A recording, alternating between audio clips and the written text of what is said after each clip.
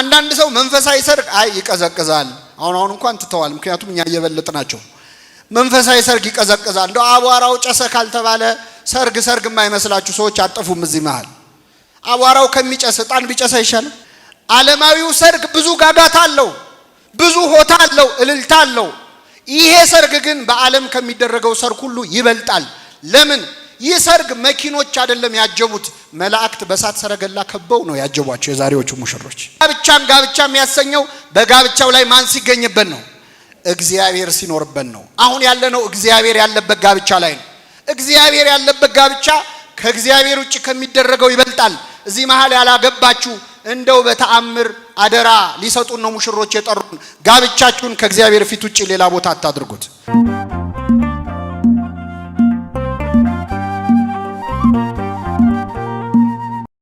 ቅድም በመዝሙር ስንሰማው የነበረውን ቃል በንባብ ደግሞ ለጥቂት ደቂቃ እንማርበታለን። በቃና በሶስተኛው ቀን በቃና ዘገሊላ ሰርግ ነበረ። የኢየሱስም እናት በዚያ ነበረች። ኢየሱስም ደግሞ ደቀ መዛሙርቱም ወደ ሰርጉ ታደሙ ይላል የዮሐንስ ወንጌል ምዕራፍ 2 ከቁጥር 1 ጀምሮ። እንግዲህ ጋብቻን የመሰረተው ልዑል አምላካችን እግዚአብሔር ነው። የመጀመሪያዎቹ ተጋቢዎች አዳምና ሔዋን ናቸው። የመጀመሪያውን ጋብቻ የምናገኘው በኦሪት ዘፍጥረት በምዕራፍ 2 ላይ ነው። በኦሪት ዘፍጥረት ምዕራፍ 1 ላይ እግዚአብሔር በመጀመሪያ ሰማይንና ምድርን ፈጠረ። የፈጠረው መልካም እንደሆነ አየ። ብርሃንን ፈጠረ፣ መልካም እንደሆነ አየ። እጽዋትን ፈጠረ፣ መልካም እንደሆነ አየ ይልና 7 ጊዜ መልካም ይላል መጽሐፍ ቅዱስ። ከዛ የመጨረሻው መልካም ደግሞ እጅግ በጣም መልካም ነበረ ይላል። ጥቀሰና በጣም መልካም ነበረ፣ እሱም የሰው ልጅ ነው። እግዚአብሔር ከፈጠራቸው መልካም ፍጥረታት በኋላ እግዚአብሔር መልካም ሆኖ ያልታየው ሰው ብቻውን ይሆን ዘንድ ምን አይደለም? መልካም አይደለም።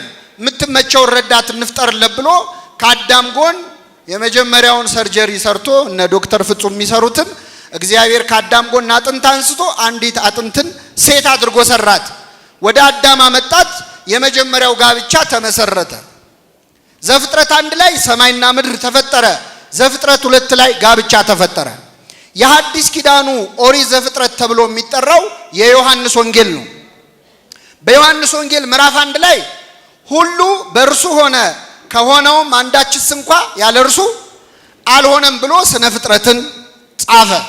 በምዕራፍ 2 ላይ ደግሞ ልክ እንደ ዘፍጥረት 2 ማለት ነው የመጀመሪያው ጋብቻ አምላካችን መድኃኒታችን ኢየሱስ ክርስቶስ በቃና ዘገሊላ ሰርግ ቤት በአካል ተገኝቶ ክርስቶስ በዚች ምድር ላይ 3 ዓመት ሲመላለስ ብዙ ለቅሶ ቤት ተገኝቷል።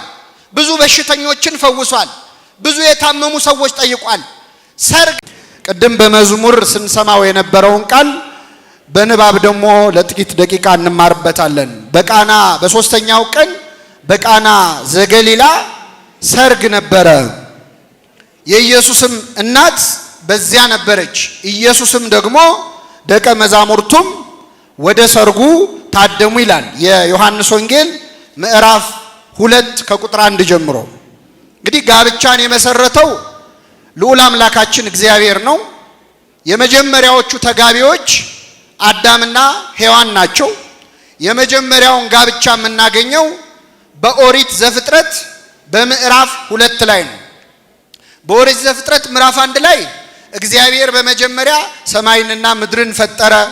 የፈጠረው መልካም እንደሆነ አየ። ብርሃንን ፈጠረ፣ መልካም እንደሆነ አየ። እጽዋትን ፈጠረ፣ መልካም እንደሆነ አየ ይልና 7 ጊዜ መልካም ይላል መጽሐፍ ቅዱስ። ከዛ የመጨረሻው መልካም ደግሞ እጅግ በጣም መልካም ነበረ ይላል። ጥቀሰና በጣም መልካም ነበረ፣ እሱም የሰው ልጅ ነው። እግዚአብሔር ከፈጠራቸው መልካም ፍጥረታት በኋላ እግዚአብሔር መልካም ሆኖ ያልታየው ሰው ብቻውን ይሆን ዘንድ ምን አይደለም? መልካም አይደለም። የምትመቸውን ረዳት እንፍጠርለት ብሎ ከአዳም ጎን የመጀመሪያውን ሰርጀሪ ሰርቶ እነ ዶክተር ፍጹም የሚሰሩትን እግዚአብሔር ከአዳም ጎን አጥንት አንስቶ አንዲት አጥንትን ሴት አድርጎ ሰራት። ወደ አዳም አመጣት። የመጀመሪያው ጋብቻ ተመሰረተ። ዘፍጥረት 1 ላይ ሰማይና ምድር ተፈጠረ። ዘፍጥረት 2 ላይ ጋብቻ ተፈጠረ። የሐዲስ ኪዳኑ ኦሪት ዘፍጥረት ተብሎ የሚጠራው የዮሐንስ ወንጌል ነው።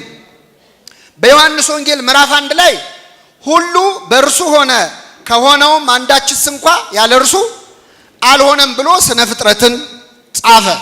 በምዕራፍ 2 ላይ ደግሞ ልክ እንደ ዘፍጥረት 2 ማለት ነው የመጀመሪያው ጋብቻ አምላካችን መድኃኒታችን ኢየሱስ ክርስቶስ በቃና ዘገሊላ ሰርግ ቤት በአካል ተገኝቶ ክርስቶስ በዚች ምድር ላይ 3 ዓመት ሲመላለስ ብዙ ለቅሶ ቤት ተገኝቷል። ብዙ በሽተኞችን ፈውሷል። ብዙ የታመሙ ሰዎች ጠይቋል። ሰርግ ላይ የተገኘው ግን አንድ ጊዜ ብቻ ነው። ስንት ጊዜ? ጋብቻ አንዴ መፈጸም እንዳለበት ለማሳየት ክርስቶስ የተገኘው በአንድ ጋብቻ ላይ ብቻ ነው። በቃና ዘገሊላ ሰርግ ነበረ። የኢየሱስም እናት በሰርጉ ታደመች። ኢየሱስም ደግሞ ደቀ መዛሙርቱም በሰርጉ ተገኙ ብሎ ዮሐንስ የጻፈው ማለት ነው። በዚህ ጋብቻ ላይ ክርስቶስ ተገኘ። ከኔ ጋር ናችሁ ምእመናን? አሁን ስንዘምር ነበር ቀሲስ ምንዳዬ በምንወደው መዝሙራቸው ቃና ዘገሊላ በዚያ በሰርግ ቤት ስንል ነበር።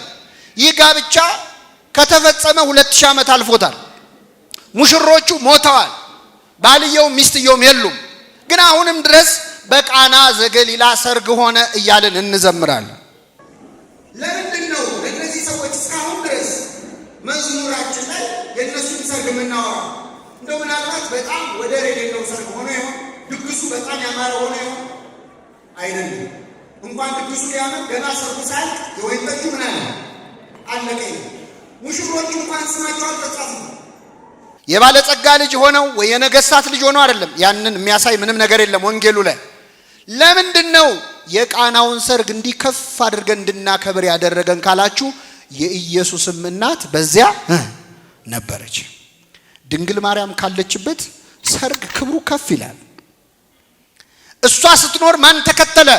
ኢየሱስም ደግሞ ደቀ መዛሙርቱም በሰርጉ ምን አሉ? ታደሙ።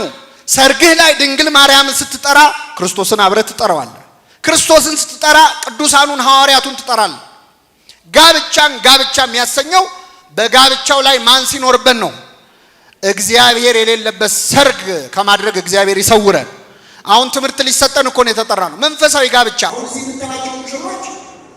በቤተ መቅደስ ገብተው የክርስቶስን ስጋና ደም ተቀብለዋል። ስለዚህ በዚህ ሰርግ ላይ ማን ታድሟል? እግዚአብሔር ታድሟል። አንዳንድ ሰው መንፈሳዊ ሰርግ አይ ይቀዘቅዛል። አሁን እንኳን ትተዋል፣ ምክንያቱም እኛ እየበለጥናቸው።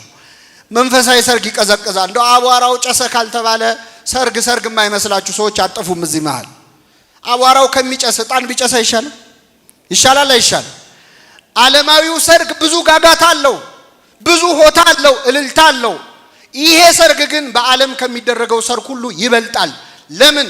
ይህ ሰርግ መኪኖች አይደለም ያጀቡት፣ መላእክት በሳት ሰረገላ ከበው ነው ያጀቧቸው። የዛሬዎቹ ሙሽሮች የመላእክትን ጌታ የክርስቶስን ስጋና ደም ስለተቀበሉ በሄዱበት መላእክት ነው ያጀቧቸው። ቅዱሳኑ ናቸው አብረዋቸው የሆኑት። የኢየሱስ እናት እዚህ ያለች፣ ደቀ መዛሙርቱም አሉ፣ መላእክቱም አሉ። ስለማይታዩ ስለማይበሉ ስለማይጠጡ አልተጠቀሱም እንጂ ጋብቻ የሚያሰኘው በጋብቻው ላይ ማን ሲገኝበት ነው? እግዚአብሔር ሲኖርበት ነው። አሁን ያለነው እግዚአብሔር ያለበት ጋብቻ ላይ ነው። እግዚአብሔር ያለበት ጋብቻ ከእግዚአብሔር ውጭ ከሚደረገው ይበልጣል። እዚህ መሃል ያላገባችሁ እንደው በተአምር አደራ ሊሰጡን ነው ሙሽሮች የጠሩን። ጋብቻችሁን ከእግዚአብሔር ፊት ውጭ ሌላ ቦታ አታድርጉት። በሌላ መንገድ የተጋባችሁ ሰዎች ደግሞ ጋብቻችሁን በስጋው ደግሞ አክብሩት። አብራችሁ ስጋውን ደግሞ ተቀበሉ። ያኔ ነው። ለምን? እግዚአብሔር ከኛ ጋር ከሆነ ማን ይቃወመናል ነው የሚለው። አንዳንድ ሰው አይ መንፈሳዊ ጋብቻ ፈተና ይበዛዋል ጥሩ አይደለም ይላል። አሁን መንፈሳዊ ያልሆነ ጋብቻ ፈተና የለበትም? ቢያንስ ከማን ጋር ሆነን ብንፈተን ይሻላል? ከእግዚአብሔር ጋር። እግዚአብሔር ካለበት ጠቢቡ ሰሎሞን ምን ይላል? በሶስት የተገመደ ገመድ አይበጠስም ይላል። በስንት የተገመደ? በአራትስ የተገመደ አይበጠስ። ለምን በሶስት አለ? አንዱ ምስጢረ ሥላሴን ለማስተማር፣ ሁለተኛው ግን በሶስት የተገመደ ገመድ የተባሉት ባልና ሚስት ናቸው። በመሃላቸው ማን አለ? እግዚአብሔር መሃል ላይ ካለ ቤተሰብ ከገባ አራተኛ ገመድ ፕራይቬት ጓደኛ ከገባ አንዳንድ ሰው ራሱ ችሎ ያገባ አግብቶ ማህበረሰብ ይዞ ይገባ። እንደዛ ይሆን በሶስት ሲገመድ ነው ጥሩ። በባል በሚስት መካከል ማን ሲገባበት? እግዚአብሔር ሲገባበት። እና በቃና ዘገሊላ ሰርግ ነበር ያሰኘው። ሰርጉን ሰርግ ያሰኙት እንግዶቹ ናቸው። ትልቁ እንግዳ፣ የክብር እንግዳ፣ የሰው ልጅ ፍቅር ስቦት ከሰማይ ወደ ምድር የወረደ ከድንግል ማርያም ስጋን የነሳው ክርስቶስ በጋብቻው ላይ ስለነበር ጋብቻችን ላይ እግዚአብሔር እንዲገኝ ምን አይነት የሰርግ ወረቀት ነው እናዘጋጀው? ንስሐ ገብተን ስጋውን ደግሞ መቀበል ነው። ሌላ ምን አለ? ጋብቻችንን በቁርባን ያደረግነው እንደሆን እግዚአብሔር እዛ ጋብቻ ላይ ይገኛል። እግዚአብሔር ያንን ጋብቻ ይባርከዋል። የቃናው ሰርግ የሚገርማችሁ የ7 ቀን ነው። እንግዲህ እስራኤላውያን ሰርግ የሚያደርጉት ለ7 ቀን ያህል ነው። 3ኛ ቀን ላይ ሲደርስ የወይን ጠጁ ሁሉ ምን አለ? አለቀ። ልብ አድርጉ። ሰርግ ላይ ብዙ ጊዜ ሰው ከምግቡ ይልቅ በጣም የሚጓጓው ለምኑ ነው? አትዋሹ፣ ተናገሩ፣ ግድ የላችሁ። ለመጠጡ ነው። እና ብዙ ሰው ጠጅ ሊጠጣ ነው የመጣው። በ3ኛው ቀን ሰርጉ ሳያልቅ የወይን ጠጁ አለቀ። የወይን ጠጁ ባለቀ ጊዜ የኢየሱስ እናት ይላል ዮሐንስ ይገርማቸዋል ከመቤታችን ጋር ወደ 10 ምናምን ዓመት ኖሯል። በጣም ይቀርባታል። አንድም ቦታ ላይ ግን ዮሐንስ ወንጌል ላይ ማርያም ብሎ በስሟ ጠርቷት አያውቅ። መቀራረቡ አላናናቀውም። የኢየሱስ እናት የጌታ እናት እናቱ ነው የሚላት። እኛም ደፍረን ዝም ብለን ማርያም አንልም። እመ አምላክ እመ ብርሃን ወላዲተ አምላክ ነው የምንለው። የኢየሱስ እናት አላት። በዚያ ነበረች። ልክ ወይን ጠጁ ባለቀ ጊዜ ወደ ልጇ ቀርባ ወይን እኮ የላቸውም አለችው። በደንብ አስተውሉ። የወይን ጠጁ በሉ እስኪ ባለቀ ጊዜ ምን ባለ ጊዜ? እረ ጠጅ አለቀ አምጡልን ብለው ታዳሚዎቹ ባጨበጨቡ ጊዜ አይደለም። ጠጅ የለም እንዴ የሚል ወሬ በተዳረሰ ጊዜ አይደለም። የወይን ጠጁ ምን ባለ ጊዜ? ልክ ሲያልቅ አስተናጋጁ ሊቀ ምርፋቁ ሳያውቅ ጠጅ አሳላፊዎቹ ሳያውቁ ድንግል ማርያም በተሰጣት ጸጋ አውቃ ልክ ሲያልቅ ወይን እኮ የላቸውም አለች። ወላዲተ አምላክ አይደለም ቀሚሷን ይዘን አማልጅን ብለን ለምነናት ይቅርና ማለት ነው እንደ ጎደለን በማናውቀው ነገር በተሰጣት ጸጋ ከልጇ ጠይቃ ታማልዳለች። ለሁላችን ታማልደን። አሁን እኛ ምን እንደጎደለን ብንጠየቅ አረ ሁሉ ሰላም ነው እንላለን። የጎደለንን የሚያውቀው እግዚአብሔር ነው። የጎደለንን የምታውቀው ድንግል ማርያም ናት። ሙሽሮቹ እንዲህ አምሮባቸው ተሞሽረው እሷ ግን ጉድለቱ ታያት።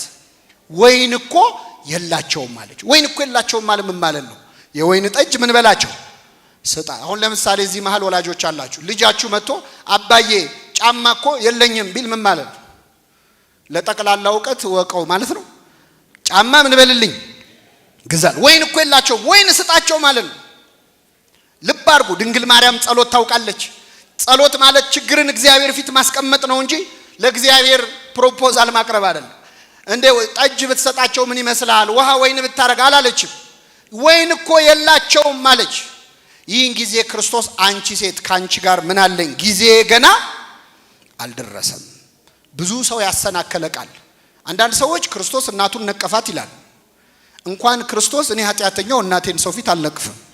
እናትን አባትን አክብር ያለ አምላክ ይቅርና ግን አንቺ ሴት ካንቺ ጋር ምን አለኝ ምን ማለት ነው? የለመንሽኝን ነገር እንዳላደርግልሽ ከአንቺ ጋር ምን ጸባለኝ ማለት ነው። በምን አወቅን? በመጽሐፍ ቅዱስ አንዲት ሴት በዚህ በመጽሐፈ ነገሥት ምዕራፍ 17 ላይ ኤልያስ የተባለ የእግዚአብሔር ነቢይ በቤቷ እንግዳ አድርጋ ተቀበለች ይላል። ኤልያስ ቤቷ ሲገባ በሱ በረከት እግዚአብሔር ቤቷን ባረከው። ጥቂት ዱቄት ነበራት። ዱቄቱን ባርኮት ኤልያስ ጸልዮ 6 ወር ሙሉ ያንን ዱቄት ሲመገቡ ቆዩ። በኋላ የዚህ ሴትዮ ልጇ ድንገት ሞተ። ዮናስ የሚባለው ነቢይ ነው፣ ሕፃን ነው። የዛኔ ድንገት ሞተባት። ደነገጠች። ወደ ኤልያስ መጣች። ምን አለችው? የእግዚአብሔር ሰው ሆይ አለች። የማን ሰው ሆይ? ኃጢአቴን ለእግዚአብሔር ነግረህ ልጄን ልትገድል ነው ወይ ወደ ቤቴ የመጣኸው? ካንተ ጋር ምን አለኝ አለችው ይላል። ካንተ ጋር ምን አለኝ ማለት ምን ጸብ አለኝ ካንተ ጋር ማለት ነው። ከኔ ጋር ምን አለ አይደለም፣ እሱ ጸብ ነው። ከኔ ጋር ምን አለ አይደለም፣ ካንተ ጋር ምን አለኝ? ኃጢአቴን ነግረህ ልጄን ገደልክብኝ አለች። የማርቆስ ወንጌል ምዕራፍ 1 ላይ ራሱ ሰይጣን ክርስቶስ ሲመጣ ሲያየው የናዝሬቱ ኢየሱስ ሆይ የእስራኤል ቅዱሱ የእግዚአብሔር ቅዱሱ ካንተ ጋር ምን አለን? ልታጠፋን መጣህና አለ። ካንተ ጋር ምን አለን ማለት ምን ጸብ አለን ማለት። ስለዚህ ክርስቶስ ምን አላት? ካንቺ ጋር ምን አለኝ? የለመንሹን እንዳላደርግ ምን ጠብ አለኝ? ነገር ግን ይህን የማደርግበት ጊዜ ገና አልደረሰም አላት። ይህን ጊዜ ድንግል ማርያም ዞራ የሚላችሁን ሁሉ አድርጉ አለቻቸው። አገልጋዮቹ ታዘዙ። በእንስራ ሄደው ከጉድጓድ ውሃ ቀድተው ጋኑን ሞሉት። ሙሉት አላቸው። ሞሉት። እስከ አፉ ድረስ ሞሉት ይላል። እኔ አገልጋዮቹን እዚህ ላይ በጣም አደንቃቸዋል። ምክንያቱም ክርስቶስ ከዛ በፊት ታምር ሲያደርግ አይተው ታያውቁ። ተራ ሰው መስሎ ነው የሚሰማቸው። ሂዱና ውሃ ቅዱ ሲላቸው ለምንድን ነው የምንቀደው አላሉ። ሄደው ቀድተው ሙሉ አላቸው። ሞሉ። እስከ አፉ ሙሉት አለ። ሞሉ። ይህን ጊዜ ክርስቶስ ወይ ውሃው ላይ አልጸለየ፣ ወይ እጁን አልነከረበት፣ ወይ አላማተበበት። አንድ ቃል ካፉ ሳይወጣ ያንን 6 ጋን ውሃ እጅግ ድንቅ የሆነ የወይን ጠጅ አደረገው አምላካችን። ልብ አድርጉ። አልጸለየበት፣ አልነካው። አሁን ጠንቋይ ቢሆን እርግጠኛ ነኝ 15 ጊዜ ዞረዋል ጋኑን አይደል? የሆነ ነገር ይደግምበታል። ክርስቶስ ግን በሐሳቡ ብቻ ውሃውን ወይን ጠጅ አደረገው። ቅዱና ስጡን ለአሳዳሪው አላቸው። ሰጡት። በቀመሰ ጊዜ አሳዳሪው አደነቀ ይላል። ጢሙ አንከረ ሊቀ ምርፋቁ ወይም የቤቱ አሳላፊ ቀምሶ አደነቀ። ምን አይነት የወይን ጠጅ ነው ብሎ አደነቀ። ይሄ ምን አይነት መሆኑን የምታውቁት አሁን ብዙ ጊዜኛ መጠጥ የምናደንቀው ጠጥተን አናታችን ላይ ሲወጣ ነው። እቺ ነገር አይለኛ ነች የምንለው። እሱ ግን ምን ባለ ጊዜ አደነቀ? በቀመሰ ጊዜ። ይሄ ማለት የክርስቶስን ስራውን ስትቀምሰው እስከ ዛሬ የጠጣኸው ነገር ያስጠላል፣ ቅራሪ ይመስላል። ለካ የእግዚአብሔር ስራ እንዲህ ነው ትላለህ።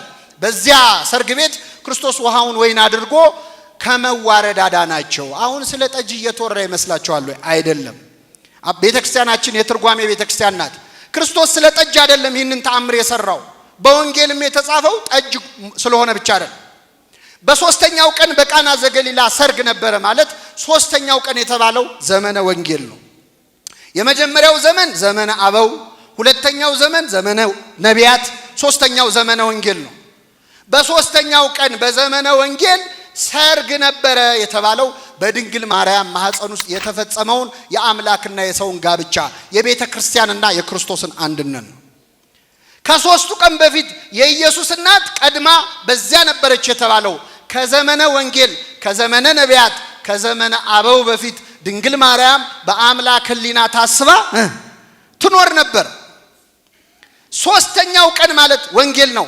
ድንግል ማርያም ሽማግሌ እንደሚላክ እግዚአብሔር ገብርኤልን ሽማግሌ አድርጎ ልኮ ይሁንልኝ አሰኝቶ በማህፀኗ ውስጥ አምላክና ሰው ጋብቻ ፈጸሙ። የተጋቡት ክርስቶስና ቤተ ክርስቲያን፣ ትስብእትና መለኮት፣ ሰውና አምላክ፣ ፈጣሪና ፍጡር ናቸው። በድንግል ማርያም ማህፀን ሰርግ ሆነ። እሷ ሰርግ ቤት ነች። ከብካብ ንጹህ እንላታለን። ንጽሕት የሰርግ ቤት ናት። በእሷ ማህፀን ውስጥ አምላክና ሰው ተጋቡ፣ ሰርግ አደረጉ። የሙሽራና የሙሽሪቱ ቤተሰብ እንደሚኖሩት በሰርግ ላይ ሰውና አምላክ አብረው ዘመሩ። ሰውና መላእክት አብረው ዘመሩ ስብሐት ለእግዚአብሔር ብለው። ሰርጉ የተካሄደው በድንግል ማህፀን ነው። 9 ወር በማህፀኗ ውስጥ ተሞሸረ እግዚአብሔር። ሰውና አምላክ አንድ ሆኑ። የተወለደበት ቀን ደግሞ ከጫጉላ የወጣበት ቀን ነው። ከማህፀኗ ሙሽራ ከጫጉላ እንዲወጣ እግዚአብሔር ካንቺ ወጣ እመቤቴ ማርያም ሆይ ምን ይበልሽ። ልደቱ ማለት የሰርግ ቀን ነው። ከመመራዊ ዘይወፅም ጽርሁ ከአዳራሹ እንደሚወጣ ሙሽራ የወጣበት የተወለደበት ቀን። ስለዚህ በሶስተኛው ቀን ሰርግ የነበረ የተባለው አምላክና ሰው ተዋሃዱ ነው። ድንግል ማርያም ምን አለች? ወይን እኮ የላቸውም። ከኔ ጋር ናችሁ? ልጨርስ ነው አይዟችሁ። ምን እኮ የላቸው? ወይን የተባለው የክርስቶስ ደም ነው። ወይን የተባለው ውሃውን ወይን አረገው። ሐሙስ ዕለት ደግሞ ወይኑን ምን አረገው? ደም አድርጎታል።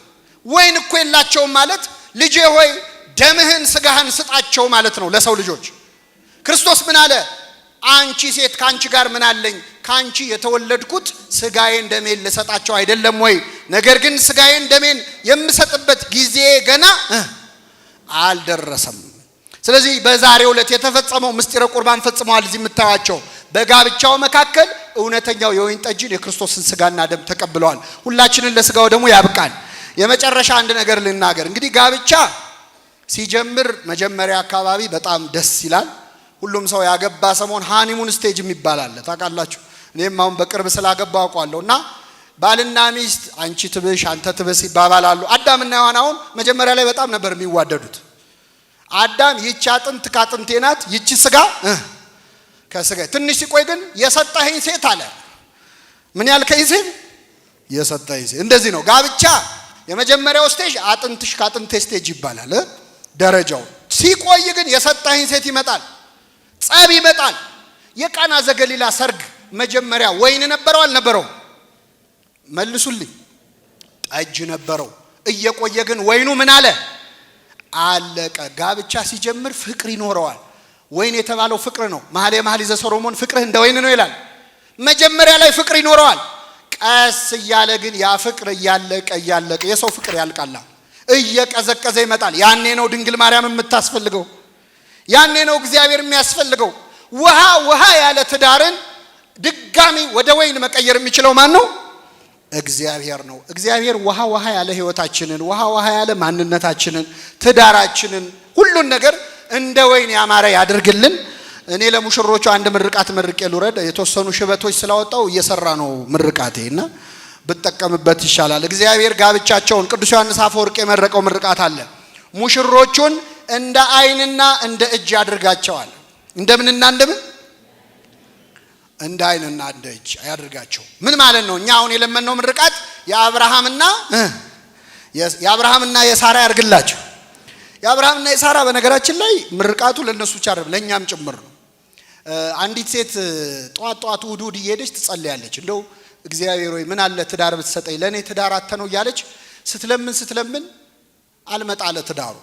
መጨረሻ ላይ አንድ እሑድ ሄደችና ጸሎቷን ቀየረች። እግዚአብሔር ሆይ ትቼዋለሁ፣ የኔን ባል አትስጠኝ፣ ለእናቴ ግን ጥሩ አማች ስጣታለች።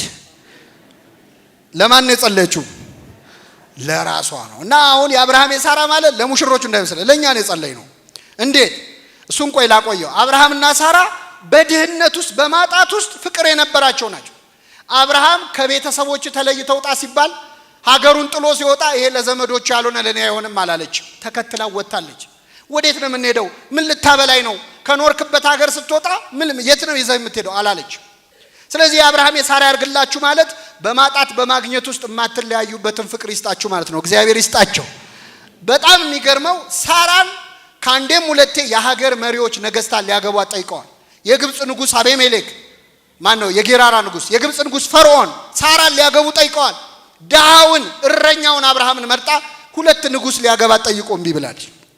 አሁን በዚህ ዘመን አንዲት ሴት የሀገር መሪ እንደው ባሏ ዳሃ ሆኖ የሀገር መሪ ላገባሽ ቢላት እምቢ ትላለች? መልሱ እሺ። አንዴ እምቢ ትላለች፣ ሁለቴ እምቢ ትላለች። ሁለተኛው ላይ እኔ አንተ ባይ ለውጥ የለህም ላንተ የሚለፍልህ ለኔም ልትል ትችላለች። ሳራ ግን ዳሃውን ተከተለችው። አብርሃምስ የዋዛ ሰው መሰላችሁ? ልጅ ሳትወልድ እስከ 90 ዓመቷ ድረስ ታገሳት ይላል መጽሐፍ ቅዱስ። እስከ ስንት ዓመት? በ90 ዓመቷ ግን እግዚአብሔር ልጅ ሰጣት። ምናልባት በ90 ዓመት ወልዳ ምን ያደርግላታል ካላችሁ መጽሐፍ ቅዱስ ላይ ሳራ የኖረችው እድሜ 127 ዓመት ነው። ስንት ዓመት? የሴት ልጅ እድሜ የተጻፈው የሷ ብቻ ነው መጽሐፍ ቅዱስ ላይ። የማንም በዚህ እድሜዋ ሞተች የሚል የለም። 127 ዓመት። ይህ ማለት ልጅ ከወለደች በኋላ 37 ዓመት እስኪሆነው ድረስ አሳድገዋለች። እግዚአብሔር አንድ ነገር ሳይሰጠን ካዘገየ ሲሰጠን ያንን የምንጠቀምበትን እድሜ አብሮ ምን ይለናል? የአብርሃም የሳራ ያርግላቸው። አብርሃምና ሳራ እንግዳ ያስተናግዱ ነበር። ቤታቸው የገባ ሰው ሁሉ ሳይበላ አይወጣም ነበር። ስለዚህ አብርሃም የሳራ ያርግላችሁ ማለት ምን ማለት ነው? ቤታችሁ መተን ሳንበላ እንዳንወጣ። ይሄ ለራሳችን እያመቻቸን ስሉስ ቅዱስ አብርሃም ቤት ገብተዋል፣ ሳራ ቤት ገብተዋል። እናንተ ቤት ስሉስ ቅዱስ ይግቡ ማለት ነው። ይግቡላቸው እግዚአብሔር። የመጨረሻው ቅድም ያልኳችሁ እግዚአብሔር እንደ አይንና እንደ እጅ ያርግላችሁ። እጅ ሲቆስል የሚያለቅሰው ማን ነው? አይን ሲያለቅስ የሚጠርግልን ማን ነው? እንግዲህ ፍጹምንና ረድኤትን እግዚአብሔር እንደዚህ ያድርጋቸው። የሰማነውን በልቡናችን ያሳድርብን።